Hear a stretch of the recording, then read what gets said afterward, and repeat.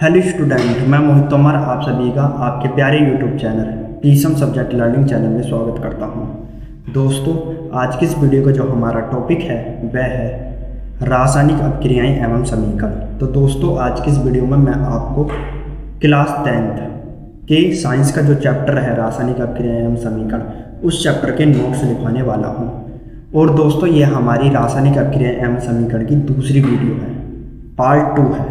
इससे पहले दोस्तों मैंने रासायनिक अपक्रियाएं एवं समीकरण की एक और वीडियो बना चुका हूं, जिसमें दोस्तों मैंने रासायनिक अपक्रियाओं के बारे में बताया था, अभिकारक के बारे में बताया था, उत्पाद के बारे में बताया था और रासायनिक अपक्रियाएं आपस में क्रिया कैसे करती है इसके बारे में बताया था। ठीक है दोस्तों, और रासायनिक अपक्रियाओं के संयोग से जो हमारा उत्पाद बनता है दोस्तों, वह उत्पाद किस तरीके का बन सकता है, किस किस तरीके के उत्पाद निकलते हैं उसके बारे में बताया था। तो दोस्तों, यदि आपने हमारी पहले वाली वीडियो नहीं देखी है तो दोस्तों ज़रूर देखिएगा, क्योंकि दोस्तों उस वीडियो में मैंने रासायनिक अपक्रियाएं समीकरण के जो नोट्स लिखवाए थे शुरू में, वो बहुत ही बेसिक तरीके से समझाए थे।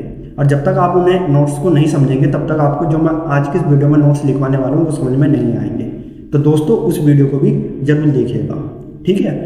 तो दोस्तों, वीडियो शुरू करने से पहले आप सभी से रिक्वेस्ट है, यदि आपने अभी तक हमारे प्यारे यूट्यूब चैनल को सब्सक्राइब नहीं किया है तो दोस्तों सब्सक्राइब कर दीजिए तथा उसके आगे की बेल आइकन घंटी भी प्रेस कर दीजिए, ताकि दोस्तों जब भी मैं नई वीडियो अपलोड करूं उस वीडियो की नोटिफिकेशन आपको सबसे पहले मिल सके। तो शुरू करते हैं दोस्तों आज की इस वीडियो को।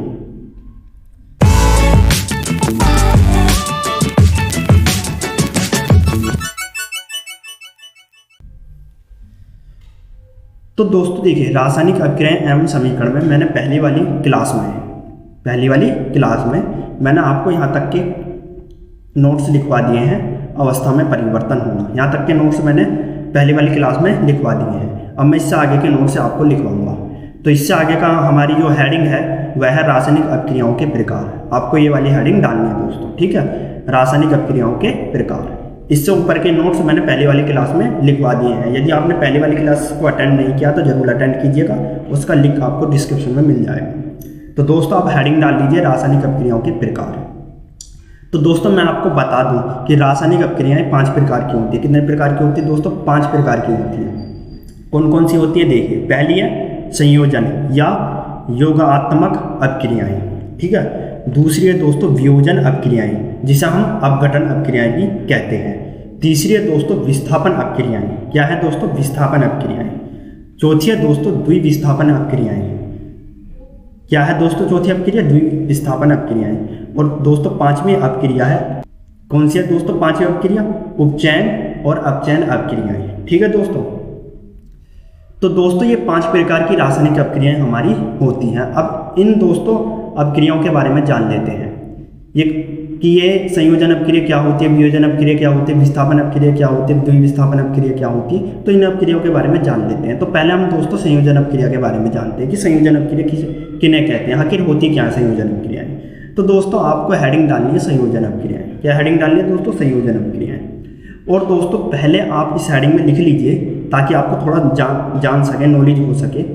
वे अपक्रियाएं जिनमें 2 या 2 से अधिक अभिकारक के संयोग से एक उत्पाद बनता है संयोजन अपक्रियाएं कहलाती हैं। क्या कहलाती है दोस्तों? संयोजन अपक्रियाएं कहलाती हैं। तो दोस्तों देखिए, मैंने पहले वाली क्लास में आपको बताया था अभिकारक और उत्पाद के बारे में। क्या बताया था दोस्तों? अभिकारक और उत्पाद के बारे में। मैंने कहा था कि जो तत्व या जो पदार्थ रासायनिक अपक्रिया में भाग लेते हैं वो हमारे अभिकारक कहलाते हैं। क्या कहलाते हैं? अभिकारक कहलाते हैं। और जो नया पदार्थ हमारा बनता है वो हमारा उत्पाद कहलाता है। क्या कहलाता है? उत्पाद। जैसे दोस्तों संयोजन अपक्रिया का हम एक उदाहरण ले लेते हैं, Na और Cl। दोस्तों, ये हमारा संयोजन अपक्रिया का एक उदाहरण है, ठीक है। मैं एग्जाम्पल के माध्यम से अब आपको समझा रहा हूँ कि संयोजन अपक्रिया किसे कहते हैं। तो दोस्तों Na और Cl ये रासायनिक अपक्रिया में भाग लेंगे। तो दोस्तों ये दोनों क्या होंगे? मेरे अभिकारक होंगे। ये दोनों क्या होंगे? Na और Cl अभिकारक होंगे। अब इन दोनों की हमें क्या करनी है? अभिक्रिया करनी है। तो जब 2 तत्वों के बीच में या 2 पदार्थों के बीच में अभिक्रिया करनी होती है तो उनके बीच में किसका चिन्ह लगाते हैं? प्लस का चिन्ह लगाते हैं। किसका चिन्ह लगाते हैं दोस्तों? प्लस का। तो मैं Na और Cl के बीच में प्लस का चिन्ह लगाऊंगा। अब दोनों की अभिक्रिया होगी, तो अभिक्रिया होने के बाद एक नया पदार्थ बनेगा। तो नया पदार्थ जब बनेगा तो वो कैसे निकलेगा? तो उसे दिखाने के लिए हम क्या करेंगे? आगे तीर का निशान लगाएंगे Cl के आगे, और यहाँ हम दिखाएंगे कि Na और Cl के संयोग से कौन सा तत्व बनेगा। तो दोस्तों देखिए Na और Cl ये दोनों हमारे अभिकारक हैं, ये दोनों क्या हमारे अभिकारक हैं। क्यों अभिकारक है? क्योंकि ये दोस्तों रासायनिक अपक्रिया में भाग ले रहे हैं। क्या ले रहे हैं? रासायनिक अपक्रिया में भाग ले रहे हैं। और जो तत्व जो पदार्थ रासायनिक अपक्रिया में भाग लेता है वो हमारा अभिकारक कहलाता है। तो दोस्तों हमारा सोडियम और क्लोरीन क्या है? हमारा सोडियम और क्लोरीन अभिकारक है। सोडियम और क्लोरीन क्या है दोस्तों? अभिकारक है। तो दोस्तों जब Na और Cl की अभिक्रिया करेंगे तो हमारा क्या बनेगा? NaCl बनेगा। क्या बनेगा? NaCl बनेगा। अब दोस्तों आप कह रहे होंगे कि NaCl कैसे बन जाएगा भाई? Na और Cl की अभिक्रिया करेंगे तो हमारा NaCl कैसे बनेगा? बना के बताइए। तो दोस्तों देखिए Na की जो संयोजकता होती है वो प्लस के 1 होती है। कितनी होती है? 1 होती है। और Cl की जो संयोजकता होती है वो माइनस के 1 होती है। और दोस्तों मैंने आपको बताया कि जो अभिक्रिया होती है ना वो तत्वों के बीच में तब होगी जब वो प्लस और माइनस में हो। मतलब एक तत्व तो प्लस होना चाहिए, एक तत्व माइनस होना चाहिए, और उन दोनों की संयोजकता भी सेम होनी चाहिए। यदि सेम नहीं है तो सेम बनानी पड़ती है। अब Na की संयोजकता तो प्लस के 1 है, Cl की माइनस के 1 है, तो दोनों की संयोजकता तो एक एक तो है, मतलब समान है, और एक पॉजिटिव है एक नेगेटिव है। तो मतलब दोनों हमारी जो समीकरण है वो संतुलित हो ही नहीं है। तो दोस्तों देखिए +1 से -1 कट गया, और Na और Cl की क्रिया करेंगे क्या बनेगा? NaCl बन गया हमारा। तो इस तरीके से दोस्तों सोडियम और क्लोरीन की क्रिया होती है और हमारा सोडियम क्लोराइड बनता है। अब दोस्तों ये जो सोडियम क्लोराइड है ना, सोडियम क्लोराइड ये हमारा उत्पाद है। सोडियम क्लोराइड क्या दोस्तों? हमारा ये उत्पाद है। सोडियम क्लोराइड क्या दोस्तों? हमारा उत्पाद है। सोडियम क्लोराइड क्या दोस्तों? हमारा उत्पाद है। याद रखना दोस्तों, ये जो हमारा सोडियम क्लोराइड है ना, सोडियम क्लोराइड दोस्तों, ये सोडियम क्लोराइड हमारा उत्पाद है। क्या है दोस्तों? उत्पाद। ठीक है दोस्तों, ये सोडियम क्लोराइड हमारा क्या? उत्पाद है। अब दोस्तों Na और Cl जो है ना, ये हमारे संयोजन अपक्रिया का उदाहरण है, क्योंकि Na और Cl ये दो अभिकारक हैं और इन दोनों के संयोग से हमारा क्या बना है? एक पदार्थ बना है, एक नया पदार्थ बना है जिसका नाम है सोडियम क्लोराइड। क्या है? Sodium chloride. और सोडियम क्लोराइड हमारा एक पदार्थ बना है, एक उत्पाद बना है। तो दोस्तों जब दो या दो से अधिक अभिकारक आपस में संयोग करें और एक उत्पाद या एक पदार्थ बनाएं तो दोस्तों उस अपक्रिया को हम क्या कहते हैं? संयोजन अपक्रिया कहते हैं। एक और दोस्तों उदाहरण ले सकते हैं हम दोस्तों H2 का और O का। दोस्तों देखिए H2 और O ये रासायनिक अपक्रिया में भाग ले रहे हैं, ठीक है। तो दोस्तों जो तत्व या जो पदार्थ रासायनिक अपक्रिया में भाग लेता है वो हमारा अभिकारक कहलाता है। H2 और O हमारा अभिकारक है, दो अभिकारक हैं। अब दोस्तों H2 और O की क्रिया करेंगे तो हमारा क्या बनेगा? H2O बनेगा। क्या बनेगा दोस्तों? H2O बनेगा। अब H2O बना कैसे ये भी समझ लीजिए। दोस्तों देखिए ऑक्सीजन की जो संयोजकता होती है वो -2 होती है, और हाइड्रोजन की जो संयोजकता होती है दोस्तों +1 होती है। क्या होती है? +1 होती है हाइड्रोजन की जो संयोजकता होती है। परंतु दोस्तों यहाँ एक हाइड्रोजन नहीं है, यहाँ 2 हाइड्रोजन है। तो जब एक हाइड्रोजन की संयोजकता +1 है तो 2 हाइड्रोजन कितनी हो जाएगी? +2। और दोस्तों मैंने आपको बताया था कि जो क्रिया होती है वो प्लस और माइनस में होती है। किसमें होती है? प्लस और माइनस में। तो हाइड्रोजन की संयोजकता प्लस है, ऑक्सीजन की माइनस में है। ऑक्सीजन किस में है? माइनस में। और दोनों की संयोजकता बराबर भी है। H2 की +2 है, ऑक्सीजन की भी -2 है। तो दोस्तों जब H2 की अपक्रिया O से करेंगे तो +2 से -2 कट जाएगा, और H2 की O से होगी तो हमारा क्या बनेगा? H2O बनेगा। तो दोस्तों H2O क्या है हमारा? H2O हमारा उत्पाद है। H2O क्या दोस्तों? हमारा उत्पाद है। और दोस्तों H2 और O हमारा क्या है? H2 और O हमारा अभिकारक है। ये दोनों क्या हमारे? अभिकारक हैं दोस्तों, याद रखना ये दोनों हमारे अभिकारक हैं। H2 और O जब आपस में संयोग कर रहे हैं, क्रिया हो रही है, तो ये हमारे अभिकारक कहलाएंगे। और जब संयोग करके एक नया पदार्थ बनाएंगे, एक नया उत्पाद बनाएंगे, वो हमारा क्या कहलाएगा? उत्पाद कहलाएगा। और इस अपक्रिया को हम क्या कहते हैं? संयोजन अपक्रिया। मतलब जब 2 या 2 से अधिक अभिकारक आपस में संयोग कर केवल एक ही उत्पाद बनाए, एक ही पदार्थ बनाए, उसे कौन सी अपक्रिया कहते हैं? संयोजन अपक्रिया कहते हैं। तो दोस्तों अब आपको अच्छी तरह से समझ में आ गया होगा कि संयोजन अपक्रिया किसे कहते हैं। अब दोस्तों ये तो जो उदाहरण दिए थे ना मैंने, ये तो मैंने आपको वैसे एग्जाम्पल समझाने के लिए दिए थे। यदि आप इन उदाहरणों का इस्तेमाल करना चाहते हैं तो कर सकते हैं, तब भी आपके ये सही माने जाएंगे। ठीक है दोस्तों, इसके बाद भी दोस्तों मैं एक और उदाहरण के माध्यम से आपको संयोजन अपक्रिया समझा देता हूं। जैसे एक उदाहरण ले लेते हैं हम। जैसे दोस्तों हमारा उदाहरण है कैल्शियम ऑक्साइड। जल से संयोग करके भुजे हुए चूने कैल्शियम हाइड्रोक्साइड का निर्माण करता है तथा अधिक मात्रा में ऊष्मा उत्पन्न करता है। तो दोस्तों देखिए, एक उदाहरण है हमारा कैल्शियम ऑक्साइड और जल का। यदि हम कैल्शियम ऑक्साइड की अभिक्रिया जल से करते हैं तो हमारा कैल्शियम हाइड्रोक्साइड प्राप्त होता है। कहने का मतलब ये है, बिना भुजा हुआ चूने की अभिक्रिया जब जल से करते हैं तो भुजा हुआ चूना प्राप्त होता है। क्या प्राप्त होता है? भुजा हुआ चूना प्राप्त होता है। और प्लस में दोस्तों उसमें से ऊष्मा भी निकलती है। तो दोस्तों मैंने आपको बताया था कि जब दो या दो से अधिक अभिकारक आपस में संयोग करते हैं और केवल एक ही उत्पाद निकालते हैं, उसे हम क्या कहते हैं? संयोजन अभिक्रिया कहते हैं। अब दोस्तों CaO और H2O ये हमारा क्या है? ये दोनों हमारे अभिकारक हैं। ये दोनों क्या है दोस्तों? हमारे अभिकारक। ये दोनों दोस्तों हमारे क्या हैं? अभिकारक हैं। ये दोनों क्या है दोस्तों? हमारे अभिकारक। ठीक है ना, ये दोनों हमारे अभिकारक हैं। और दोस्तों ये जो भुजा हुआ चूना है ना, भुजा हुआ चूना कैल्शियम हाइड्रोक्साइड, ये हमारा उत्पाद है। ये क्या है? हमारा उत्पाद है। ध्यान रखना दोस्तों, ये हमारा उत्पाद है। ये दोनों हमारे अभिकारक हैं, ये हमारा उत्पाद है। और मैंने आपको बताया जब दो या दो से अधिक अभिकारक आपस में संयोग करते हैं और केवल एक ही पदार्थ, एक उत्पाद बनाते हैं तो उसे हम क्या कहते हैं? संयोजन अभिक्रिया कहते हैं। तो ये दोस्तों हमारे एक संयोजन अभिक्रिया के एक और उदाहरण है। मतलब इसके माध्यम से आप संयोजन अभिक्रिया समझ गए होंगे। दोस्तों अब आप कहेंगे कि CaO की क्रिया H2O के साथ कैसे हुई और हमारा कैसे कैल्शियम हाइड्रोक्साइड का निर्माण हुआ, ये हमें समझा दीजिए। तो दोस्तों मैं आपको इसके बारे में ये कहना चाहता हूँ कि कुछ अभिक्रियाएं ऐसी होती हैं जो आपको डायरेक्ट याद रखनी पड़ेंगी। अभी आपको वो समझ में नहीं आ सकती। क्यों? क्योंकि आप अभी उस लेवल की क्लास में नहीं आए हो। जब दोस्तों आप 11th-12th क्लास में आएंगे तब आपको ये समझ में आएगी कैल्शियम हाइड्रोक्साइड की क्रिया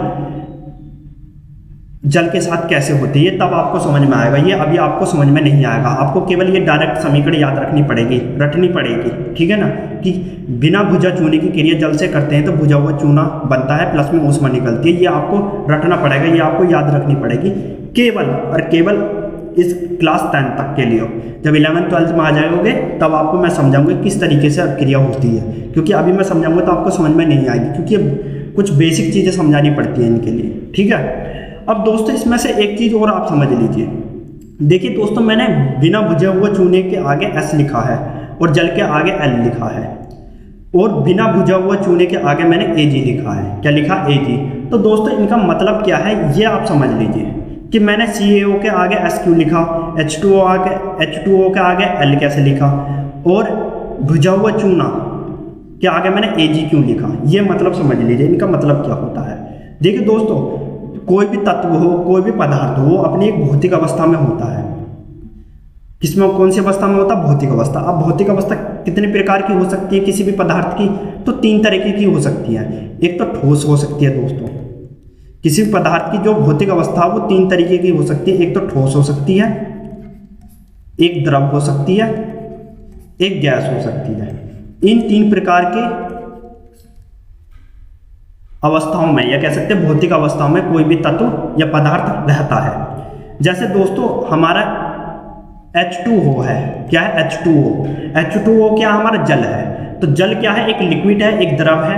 तो दोस्तों जो भी तत्व या जो भी पदार्थ लिक्विड फॉर्म में पाया जाता है, द्रव फॉर्म में पाया जाता है, तो हम उसे L लगा के प्रदर्शित करते हैं कि ये लिक्विड फॉर्म में है।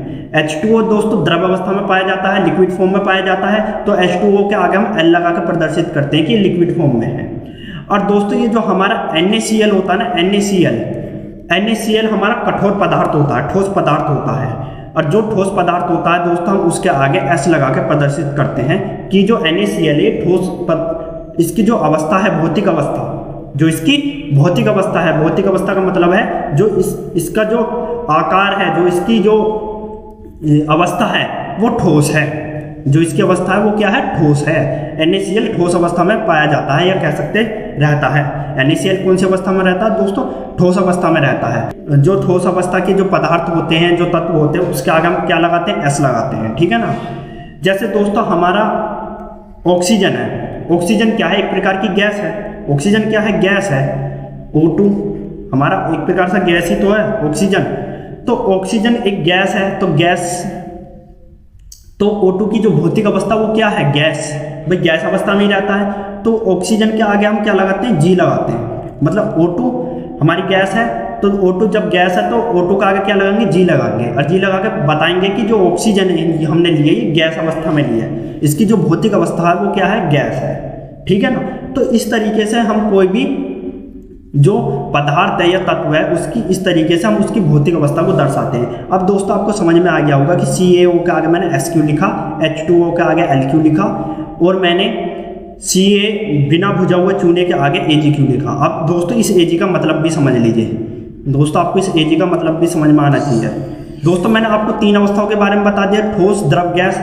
और जो भी तत्व या पदार्थ ठोस, द्रव, गैस में होता है तो उसे किस तरीके से आप बताएंगे कि ये जो पदार्थ है, यह तत्व है, ये ठोस अवस्था में या गैस अवस्था में, द्रव अवस्था में। तो मैंने आपको बता दिया किस तरीके से निरूपित करके या प्रदर्शित करके आप बता सकते हैं कि ये तत्व इस अवस्था में, इसकी भौतिक अवस्था ये है।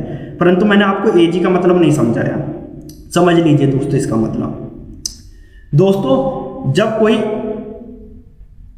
अपक्रिया ऐसी होती है जिसमें जल से क्रिया होती है, मान लीजिए दोस्तों CaO की अपक्रिया किससे हुई, जल से हुई, तो ऐसी जितनी भी अपक्रियाएं हैं, जितनी भी अपक्रियाएं का मतलब A to Z कोई सी भी अपक्रिया हो जिसमें जल ने संयोग किया हो या कह सकते हैं जल ने भाग लिया हो अभिकारक के रूप में, तो उस जो भी हमारा जो पदार्थ बनेगा, जो भी उत्पाद बनेगा उसके आगे Ag लगाएंगे। मतलब कहने का ये है कि जहाँ जहाँ जल किसी भी पदार्थ से संयोग करेगा या तत्व से संयोग करेगा तो जो भी हमारा नया उत्पाद बनेगा उस उत्पाद के आगे Ag लगाएंगे। क्या लगाएंगे, Ag लगाएंगे। ठीक है ना दोस्तों। तो दोस्तों अब आपको समझ में आ गया होगा कि Ag क्यों लगाया मैंने। ठीक है, अब दोस्तों आगे आते हैं। अब दोस्तों आपको हेडिंग डालनी है संयोजन अपक्रिया के अन्य उदाहरण। क्या हेडिंग डालनी है दोस्तों, संयोजन अपक्रिया के अन्य उदाहरण। अब दोस्तों संयोजन अपक्रिया के और उदाहरणों के माध्यम से संयोजन अपक्रिया को समझिए। और दोस्तों ये आपकी किताब में भी दे रखी है, जितनी भी अपक्रियाएं हैं ये आपकी किताब में भी दे रखी है और इंपॉर्टेंट अपक्रिया, इसलिए आपको ये समझनी पड़ेगी। तो पहली जो अपक्रिया हमारे कोयले का दहन, पहली अपक्रिया क्या है दोस्तों, कोयला का दहन। तो आपको हेडिंग डालनी है कोयले का दहन और इसमें आपको लिखना है कोयला वायु में जलकर कार्बन डाइऑक्साइड गैस बनाता है। तो दोस्तों देखिए कोयले का जो सूत्र होता है वो C होता है और कार्बन डाइऑक्साइड का जो सूत्र होता है CO2 होता है। तो दोस्तों देखिए जो कोयला होता है वो ठोस अवस्था में पाया जाता है, तो इसलिए मैंने C के आगे क्या लिखा, S लिखा है। और दोस्तों जो कोयला है ना वो जलकर, मतलब जब हम कोयले को जलाएंगे तभी दोस्तों वो कार्बन डाइऑक्साइड गैस निकालता है, तभी क्या करता है, कार्बन डाइऑक्साइड गैस निकालता है। इसका मतलब जो कोयला होता है, जो हमारा कार्बन होता है, ये ऑक्सीजन से क्रिया करता है। किससे क्रिया करता है, ऑक्सीजन से। क्यों ऑक्सीजन से कार्बन क्रिया करता है, क्योंकि दोस्तों जब हम कोयले को जलाते हैं तो कोयला जलता किसकी मदद से है, ऑक्सीजन की मदद से। यदि वायु नहीं होगी तो कोयला नहीं जलेगा। तो कोयला जलता किसकी मदद से, ऑक्सीजन की मदद से। इसका मतलब कोयला किसके साथ क्रिया करता है, ऑक्सीजन के साथ क्रिया करता है। और जब कोयला ऑक्सीजन के साथ क्रिया करता है तो कार्बन डाइऑक्साइड गैस बनाता है। तो कोयले का सूत्र क्या होता है, C, और ऑक्सीजन का सूत्र क्या होता है, O2। कोयला जो पाया जाता है वो ठोस अवस्था में पाया जाता है, सॉलिड अवस्था में पाया जाता है। तो C के आगे मैं क्या लिखूंगा, S लिखूंगा ब्रैकेट में। और ऑक्सीजन कौन सी अवस्था में पाई जाती है, गैस अवस्था में, तो ब्रैकेट में G लिखूंगा। ये दोस्तों मैंने थोड़ी देर पहले आपको बता ही दिया है। अब दोस्तों कोयले की और ऑक्सीजन की क्रिया कैसे होती है ये समझिए। कोयले की और ऑक्सीजन की क्रिया कैसे होती है ये समझिए। अब दोस्तों देखिए C की जो संयोजकता होती है ना +4 होती है। कितनी होती है, +4। और ऑक्सीजन की जो संयोजकता होती है वो -2 होती है। परंतु दोस्तों यहाँ एक ऑक्सीजन नहीं है, यहाँ 2 ऑक्सीजन है, O2 है। तो जब एक ऑक्सीजन की संयोजकता -2 है तो 2 ऑक्सीजन कितनी होगी, -4, 2 दूनी 4। तो दोस्तों देखिए कार्बन जो C है हमारा, कार्बन की संयोजकता तो +4 है और ऑक्सीजन की O2 की जो संयोजकता वो -4 है। तो C और O2 की जब क्रिया करेंगे तो ये +4 से -4 कट जाएगा। क्योंकि दोस्तों जो अपक्रिया होती है वो प्लस माइनस में होती है। मैंने आपको बताया है कि प्लस तत्व की अपक्रिया माइनस तत्व के साथ होती है और दोनों की संयोजकता, दोनों तत्वों की संयोजकता समान होनी चाहिए। तो दोस्तों जब हम C की क्रिया O2 के साथ करते हैं तो +4 की संयोजकता से -4 संयोजकता कट जाएगी और C और O2 की क्रिया करेंगे तो हमारा क्या बनेगा, CO2 बनेगा। अब दोस्तों देखिए C जो है हमारा अभिकारक है, O2 भी अभिकारक है। मतलब हमारे ये दोनों जो तत्व हैं ये हमारे क्या हैं, अभिकारक हैं। ये क्या हैं, अभिकारक हैं। और दोस्तों CO2 जो ये हमारी गैस है, CO2 क्या हमारी गैस है और गैस कौन से रूप में पाई गई है, उत्पाद के रूप में पाई गई है।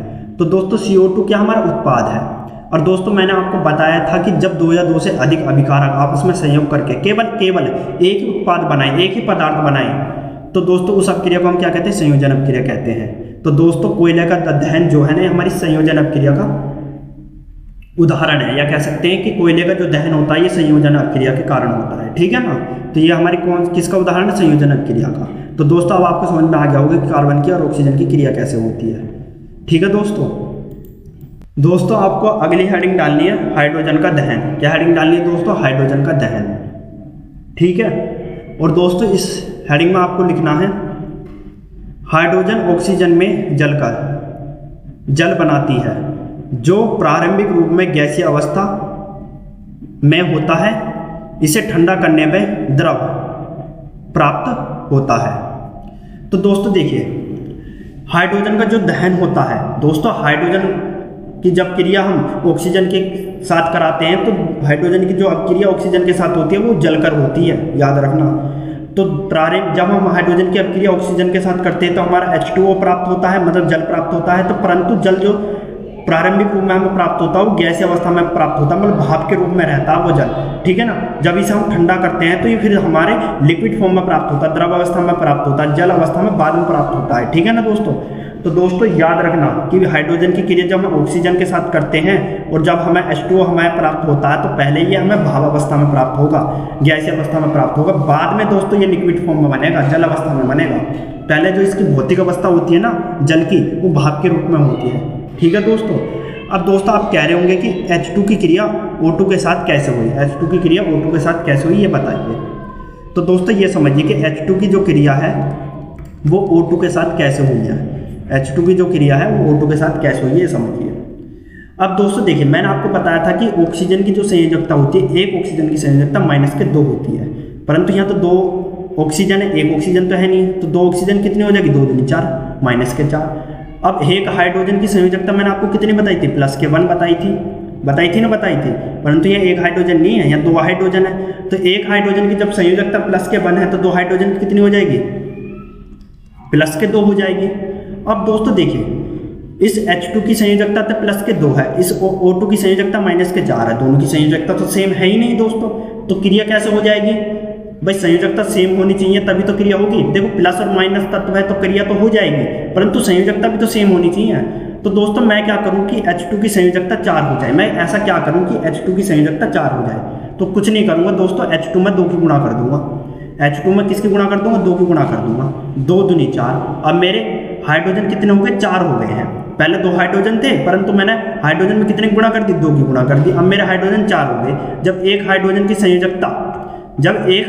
संयोजकता +1 है तो 4 हाइड्रोजन की संयोजकता कितनी होगी, +4 होगी, 4 एकम 4। अब दोस्तों देखिए 2H2O की भी संयोजकता +4 होगी, O2 की संयोजकता -4 होगी, तो इसका मतलब दोनों की अपक्रिया हो जाएगी। तो दोस्तों देखिए +4 से -4 कट जाएगा। अब दोस्तों जब H2 की क्रिया O2 से करेंगे, या सीधा कह सकते हैं कि H2 की क्रिया जब मैं O से करूँगा तो मेरा क्या बनेगा, H2O बनेगा। भाई सिंपल समझिए दोस्तों, H2 की क्रिया ऑक्सीजन से करूँगा तो H2O बनेगा, परंतु दोस्तों मेरे हाइड्रोजन कितने 4 और ऑक्सीजन कितने 2।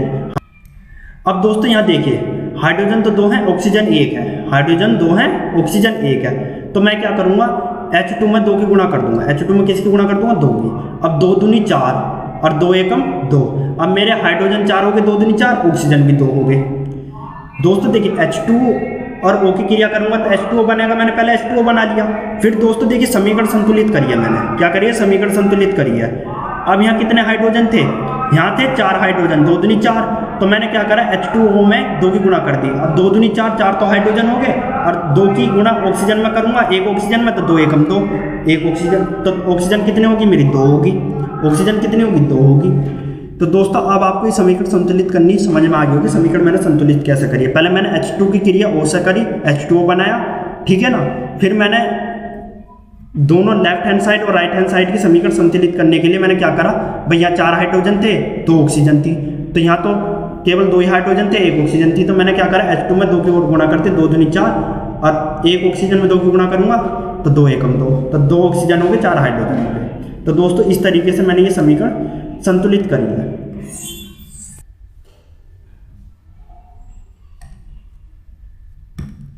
दोस्तों आ गया है हमारा हाइड्रोजन तथा क्लोरीन का संयोजन। आपको हेडिंग डालनी है, आ गया हाइड्रोजन तथा क्लोरीन का संयोजन। अब दोस्तों देखिए हाइड्रोजन तथा क्लोरीन का जब संयोजन होता है ना तो हमारा एक उत्पाद बनता है, और एक उत्पाद जब बनता है तो हम उस अपक्रिया को क्या कहते हैं? संयोजन अपक्रिया कहते हैं। क्या कहते हैं? संयोजन अपक्रिया कहते हैं। तो दोस्तों देखिए, हाइड्रोजन और क्लोरीन का संयोजन होकर किस तरीके से हमारा एक उत्पाद बनता है वो समझिए। सूर्य के प्रकाश की उपस्थिति में हाइड्रोजन तथा क्लोरीन गैस के संयोग से हाइड्रोजन क्लोराइड गैस बनती है। क्या बनती है दोस्तों? हाइड्रोजन क्लोराइड गैस बनती है। तो हाइड्रोजन क्लोराइड गैस कैसे बनती है ये समझिए दोस्तों। देखिए दोस्तों, H2 जो होता है ना, H2 ये गैस अवस्था में होता है, मतलब हाइड्रोजन जो होती है गैस अवस्था में होती है, तो मैंने H2 आगे G लिख दिया है। प्लस जो क्लोरीन गैस होती है ना, हमारी क्लोरीन गैस है, ये भी दोस्तों इसकी जो भौतिक अवस्था होती है, जो इसकी अवस्था होगी, ये भी गैसीय रूप में ही होती है, तो मैंने Cl2 के आगे भी G लिख दिया है। अब दोस्तों H2 की और Cl2 की जो अपक्रिया होगी किसकी उपस्थिति में होगी? प्रकाश की उपस्थिति में। तो प्रकाश की उपस्थिति में अपक्रिया करेंगे तो दोस्तों प्रकाश की उपस्थिति में Hv से भी दर्शा सकता हूँ। किससे दर्शा सकता हूँ? Hv से। ठीक है ना दोस्तों, ऐसा नहीं है कि मैं Hv से नहीं दर्शा सकता। अब दोस्तों H2 की क्रिया Cl2 से करूँगा तो मेरा 2HCl बनेगा, और जो 2HCl हमारा क्या है? एक उत्पाद है। देखिए दोस्तों, H2 और Cl2 दो अभिकारक थे, दोनों अभिकारकों के संयोग से हमारा क्या बना? एक उत्पाद बना, 2HCl बना, 2HCl बना। अब 2HCl क्या हमारा? उत्पाद है, एक उत्पाद बना है। और तो जब दो अभिकारकों के संयोग से एक उत्पाद बने तो हम उसे क्या कहते हैं? संयोजन अपक्रिया कहते हैं। अब दोस्तों आप ये समझिए कि H2 और Cl2 की अपक्रिया कैसे हुई, क्योंकि मेन बात यही है कि अपक्रिया होती कैसे, ये आपको समझ में आना चाहिए। दोस्तों देखिए, एक हाइड्रोजन की संयोजकता कितनी होती है? प्लस के 1 होती है, परंतु यहाँ एक हाइड्रोजन नहीं है, दो हाइड्रोजन है। एक हाइड्रोजन नहीं है, दो हाइड्रोजन है, तो एक हाइड्रोजन की संयोजकता प्लस के 1 है, तो दो हाइड्रोजन की संयोजकता प्लस के 2। अब Cl की संयोजकता कितनी होती है? माइनस के 1। कितनी होती है? माइनस के 1, परंतु यहाँ एक Cl नहीं है, यहाँ 2 Cl है दोस्तों। तो एक Cl की संयोजकता माइनस के 1 है, तो 2 Cl की संयोजकता कितनी होगी? माइनस के 2। ठीक है। अब दोस्तों देखिए, यदि मैं H और Cl की अपक्रिया करता, यदि मैं H और Cl की अपक्रिया करता तो मेरा क्या बनता दोस्तों? मेरा बनता HCl। क्या बनता? HCl। क्यों?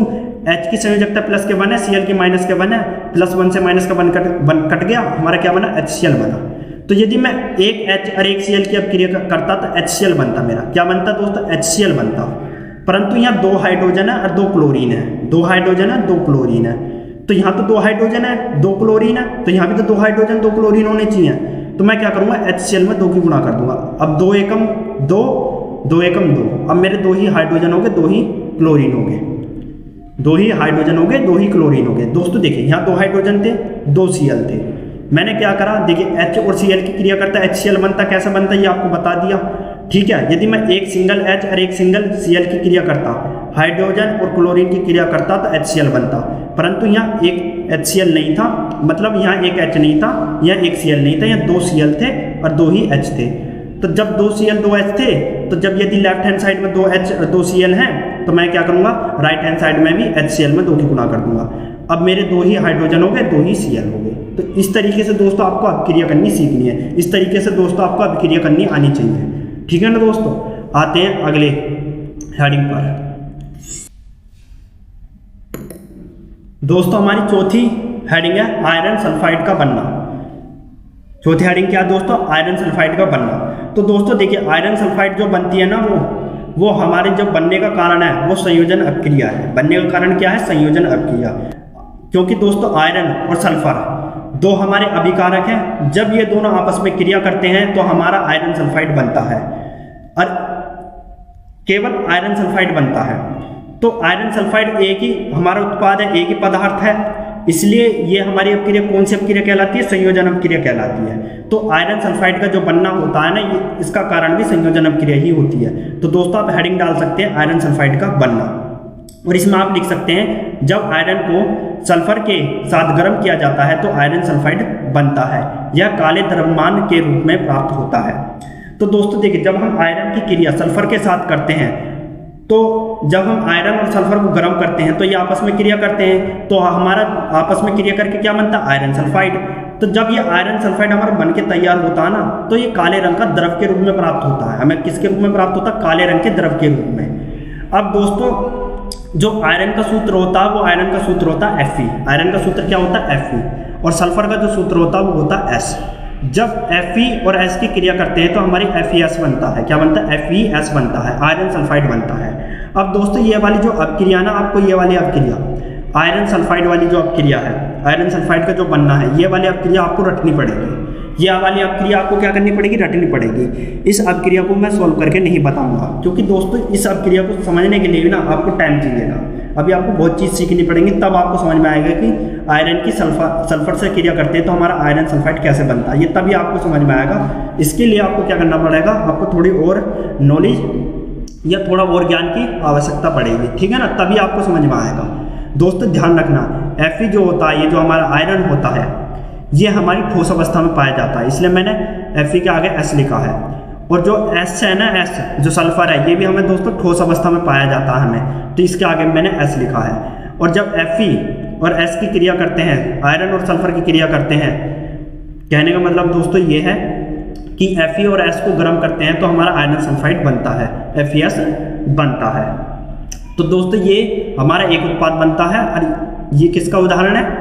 हमारा संयोजन अपक्रिया का उदाहरण है। तो दोस्तों आपको समझ में आ गया होगा कि संयोजन अपक्रिया किसे कहते हैं, और संयोजन अपक्रिया के जो मैं उदाहरण समझाऊंगा एक एक करके, ये भी आपको समझ में आगे होंगे दोस्तों, ठीक है ना।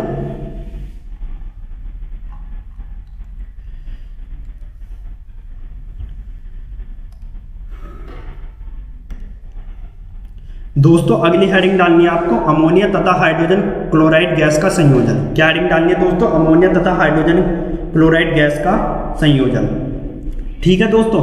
तो अमोनिया और हाइड्रोजन क्लोराइड गैस का जब अपक्रिया होती है ना दोस्तों, तो हमारा अमोनियम क्लोराइड बनता है। क्या बनता है? अमोनियम क्लोराइड बनता है। और अमोनियम क्लोराइड केवल एक ही पदार्थ बनता है, एक ही उत्पाद बनता है। इसलिए दोस्तों अमोनियम तथा हाइड्रोजन क्लोराइड की जो अपक्रिया होती है ना, ये अपक्रिया, ये भी हमारी संयोजन अपक्रिया का उदाहरण ही है। ये भी किसका उदाहरण है? संयोजन अपक्रिया का।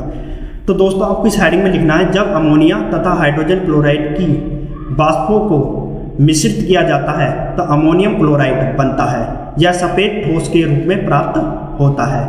तो दोस्तों देखिए, अमोनिया जो होती है ना, अमोनिया गैस के रूप में होती है, इसकी जो भौतिक अवस्था होती है वो गैस के रूप में होती है। और हाइड्रोजन क्लोराइड, जो हमारा हाइड्रोजन क्लोराइड होता है, HCl होता है, ये भी हमारा दोस्तों गैस अवस्था में पाया जाता है ना। इसका मतलब ये है कि भौतिक अवस्था जो होती है इसकी, वो गैस होती है। तो ठीक है दोस्तों, तो NH3 कौन सी अवस्था में पाई जाती है? गैस अवस्था में। तो मैंने ब्रैकेट में G लिख दिया है। और अमोनिया, HCl गैस अवस्था में पाई जाती है, हाइड्रोजन क्लोराइड, तो मैंने इसके आगे G लिख दिया है, ठीक है। अब दोस्तों जब अमोनियम और हाइड्रोजन क्लोराइड की अपक्रिया होती है तो हमारा अमोनियम क्लोराइड बनता है। क्या बनता है? अमोनियम क्लोराइड बनता है। और ये भी दोस्तों ठोस अवस्था में पाया जाता है। ये किस में पाया जाता है? ठोस अवस्था में। इसकी जो भौतिक अवस्था होती है ना अमोनियम क्लोराइड की, ये ठोस के रूप में होती है। ये सफ़ेद रंग का एक ठोस होता है। अब दोस्तों अमोनियम और हाइड्रोजन क्लोराइड की अपक्रिया कैसे होगी ये समझिए, क्योंकि ये समझ में आपको आना चाहिए, समीकरण हल करनी आपको आनी चाहिए, ठीक है ना दोस्तों। दोस्तों देखिए, NH3 ये हमारा है, ठीक है दोस्तों, प्लस किसके साथ क्रिया करनी है? HCl के साथ क्रिया करनी है। किसके साथ क्रिया करनी है? HCl के साथ। अब दोस्तों देखिए, NH3 को नहीं रहने दीजिए, प्लस H के पास कितनी संयोजकता होती है? प्लस के 1। और Cl के पास कितनी संयोजकता होती है? माइनस के 1। NH3 के पास अभी कोई भी संयोजकता नहीं है दोस्तों, ठीक है। तो मैं क्या करूँगा? NH3 के साथ इस H को जोड़ दूंगा। इस NH3 के साथ क्या करूँगा? इस H को जोड़ दूंगा। तो NH3 के साथ जब मैं इस H को जोड़ दूंगा तो मेरा NH4 बन जाएगा। क्या बन जाएगा? NH4। और NH4 की संयोजकता प्लस के 1 होती है। NH4 की संयोजकता क्या होती है? प्लस के 1। और Cl की संयोजकता क्या होती है? माइनस के 1। तो दोस्तों देखिए, NH4 की संयोजकता प्लस के 1, Cl की संयोजकता माइनस के 1, मतलब इन दोनों की अपक्रिया अब हो जाएगी हमारी। तो दोस्तों देखिए, प्लस 1 संयोजकता से माइनस के 1 संयोजकता कट जाएगी। NH4 की क्रिया Cl के साथ करूँगा तो क्या बन जाएगा मेरा? NH4Cl बन जाएगा। क्या बन जाएगा दोस्तों? NH4Cl बन जाएगा। क्या बन जाएगा? NH4Cl बन जाएगा। अमोनियम क्लोराइड बन जाएगा। तो दोस्तों अब आपको समझ में आ गया होगा कि अमोनियम और हाइड्रोजन क्लोराइड की अपक्रिया करते हैं तो अमोनियम क्लोराइड कैसे बनता है। पहले इस H की अपक्रिया इसके साथ करते हैं, NH3 के साथ। कहने का मतलब है NH3 के साथ इस वाले H को जोड़ देते हैं ताकि दोस्तों मेरी NH4 की संयोजकता प्लस के 1 हो जाए। फिर Cl की संयोजकता हमारी माइनस के 1 होती है, और जो अपक्रिया होती है वो प्लस और माइनस में होती है। प्लस के बंध संयोजकता से माइनस के बंध संयोजकता कट गई और NH4 की क्रिया Cl से करूंगा तो NH4Cl बन जाएगा, अमोनियम क्लोराइड बन जाएगा। तो इस तरीके से दोस्तों आपको समीकरण हल करनी है। ठीक है दोस्तों, अब आपको समझ में आ रहा होगा कि समीकरण को हल कैसे किया जाता है। ठीक है दोस्तों अगली हेडिंग डालनी है आपको फेरिक क्लोराइड का बनना। क्या हेडिंग डालनी है दोस्तों? फेरिक क्लोराइड का बनना। तो दोस्तों फेरिक क्लोराइड का जो बनना होता है ना, ये हमारा संयोजन अपक्रिया का उदाहरण है। किसका उदाहरण? संयोजन अपक्रिया का। तो दोस्तों आपको हेडिंग डालनी है फेरिक क्लोराइड का बनना, और इसमें आपको लिखना है जब सूक्ष्म क्लोरीन गैस की वाष्पों को आयरन पर प्रवाहित करते हैं तो फेरिक क्लोराइड अथवा आयरन क्लोराइड का भूरे रंग का द्रव्यमान प्राप्त होता है। तो दोस्तों देखिए, जब हम क्लोरीन गैस को आयरन के साथ क्रिया करते हैं या आयरन के साथ प्रवाहित करते हैं तो हमारा फेरिक क्लोराइड बनता है। क्या बनता है? फेरिक क्लोराइड बनता है। और जो क्लोरीन गैस होती है ना, क्लोरीन गैस, ये गैस, इसकी जो भौतिक अवस्था होती है वो गैस होती है, और आयरन जो पाया जाता है ना, ये ठोस अवस्था में पाया जाता है, द्रव सॉलिड फॉर्म में पाया जाता है। ठीक है दोस्तों, तो दोस्तों Fe की क्रिया Cl2 के साथ कैसे होती है ये समझिए दोस्तों। Fe की क्रिया Cl2 के साथ होकर फेरिक क्लोराइड कैसे बनता है ये समझिए, और कैसे हमारा आयरन क्लोराइड का बनता है, मतलब फेरिक क्लोराइड बनता है भूरे रंग का, ये समझिए दोस्तों आप। देखिए दोस्तों, Fe की जो संयोजकता होती है ना, प्लस के 3 होती है। कितनी होती है? प्लस के 3। और एक Cl की जो संयोजकता होती है वो माइनस के 1 होती है। कितनी होती है? माइनस के 1। मतलब Fe की संयोजकता प्लस के 3 होती है, Cl की संयोजकता माइनस के 1 होती है। तो पहले आप क्या कीजिए, Fe और Cl की क्रिया कर लीजिए। अभी आप इसकी अपक्रिया मत कीजिए, अभी आप Fe और Cl की क्रिया कीजिए, पहले हल्की सी अपक्रिया करनी सीखिए। तो दोस्तों आप क्या कीजिए, इस 3 की गुणा Cl में कर दीजिए, इस 1 की गुणा Fe में कर दीजिए। तो 1 की गुणा जब मैं Fe में करूँगा तो 1 की गुणा मैं Fe में करूँगा तो Fe हो जाएगा, और 3 की गुणा Cl में करूँगा तो Cl3 हो जाएगा। क्या हो जाएगा? Cl3 हो जाएगा। इसका मतलब ये है कि यदि मैं Fe और Cl की अपक्रिया करता हूँ, यदि मैं Fe और Cl की अपक्रिया करता हूँ तो मेरा क्या बनता है? FeCl3 बनता है, FeCl3 बनता है। अब दोस्तों देखिए, यहाँ तो हमें एक ही Cl दे रखा है और Fe भी एक दे रखा है, परंतु जो रियल वाली समीकरण है उसमें हमें Cl2 दे रखे। कितने दे रखे? 2 Cl दे रखे। तो मैं Cl के आगे 2 लिख लूँगा। ठीक है, और हमें इस समीकरण को अब संतुलित करना है। क्या करना? संतुलित करना है। अब दोस्तों देखिए, रियल में कितने दे रखे थे? Cl2 2 दे रखे थे। रियल में हमारे पास Cl कितने थे? 2 थे। ठीक है दोस्तों, और Fe 1 था। अब हमें क्या करना है? इस समीकरण को संतुलित करना है, क्योंकि दोस्तों देखिए, लेफ्ट हैंड साइड में तो 2 Cl हो गए, राइट हैंड साइड में 3 Cl हो गए। लेफ्ट हैंड साइड में 2 Cl हो गए, लेफ्ट हैंड साइड में 2 Cl हो गए, राइट हैंड साइड में 3 Cl हो गए। संतुलित नहीं हुई है, तो हम क्या करेंगे? FeCl में 2 की गुणा कर देंगे। FeCl में क्या कर देंगे? 2 की गुणा कर देंगे, और Cl2 में 3 की गुणा कर देंगे। बस 3 दूनी 6, 3 दूनी 6। अब राइट हैंड साइड में भी Cl 6 हो गए, और लेफ्ट हैंड साइड में भी मेरे Cl 6 हो गए, 3 दूनी 6। मैंने लेफ्ट हैंड साइड में Cl2 में 3 की गुणा कर दी, और राइट हैंड साइड में मैंने FeCl3 में 2 की गुणा कर दी, FeCl3 में 2 की गुणा कर दी।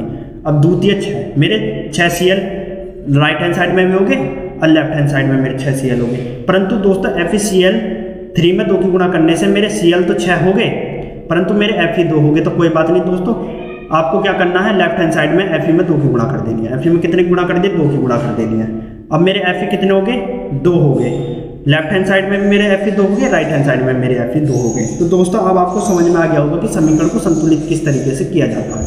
ठीक है दोस्तों, यदि मैं Fe और Cl की क्रिया करता तो मेरे FeCl3 बनता, परंतु यहाँ मैं रियल समीकरण में Cl2 दे रखे थे। कितने दे रखे? Cl2। तो इसका मतलब ये था कि लेफ्ट हैंड साइड में 2 Cl थे और राइट हैंड साइड में कितने हो गए? 3 हो गए। तो मैंने क्या करा? Cl2 में 3 की गुणा कर दी, 3 दूनी 6 हो गया, और FeCl3 में 2 की गुणा कर दी। अब मेरे यहाँ 3 दूनी 6 Cl हो गए, परंतु मेरे Fe भी 2 हो गए थे। तो मैंने क्या करा? Fe में 2 की गुणा कर दी, आयरन में 2 की गुणा कर दी। तो अब मेरी इस तरीके से समीकरण संतुलित हो गई है। ठीक है दोस्तों, आते हैं आगे। दोस्तों अगली हेडिंग डालनी है आपको नाइट्रिक ऑक्साइड तथा ऑक्सीजन का संयोजन।